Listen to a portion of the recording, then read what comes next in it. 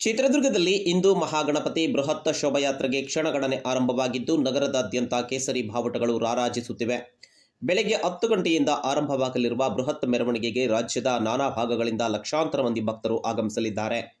VHP ರಾಷ್ಟ್ರೀಯ ಸಂಚಾಲಕ ಧೀರಜ್ ದೋನೇರಿಯಾ ಅವರು ಈ ಒಂದು ಉತ್ಸವಕ್ಕೆ ಚಾಲನೆ ನೀಡಲಿದ್ದು, ಬಸವಮೂರ್ತಿ ಮಾದಾರ ಚೆನ್ನಯ್ಯ ಸ್ವಾಮೀಜಿ ಸೇರಿದಂತೆ ಹಲವು ಮಠಾಧೀಶರು ಕೂಡ ಭಾಗಿಯಾಗಲಿದ್ದಾರೆ. ಯಾವುದೇ ಅಹಿತಕರ ಘಟನೆ ನಡೆಯದಂತೆ ಚಿತ್ರದುರ್ಗ ಜಿಲ್ಲಾ ಪೊಲೀಸ್ ಇಲಾಖೆ ಹದ್ದಿನ ಕಣ್ಣಿರಿಸಿದ್ದು, 1 SP, 2 ASP, 16 DYSP, 50 CPI, 120 PSI, 167 ASI, 1886 ಮಂದಿ ಪೊಲೀಸರು, 10 ಕೆಎಸ್ಆರ್ಪಿ, 12 ಡಿಎಆರ್ ತುಕಡಿ ಸೇರಿದಂತೆ ಒಟ್ಟು 3,500 ಮಂದಿ ಪೊಲೀಸರನ್ನ ನಿಯೋಜನೆ ಮಾಡಿದೆ.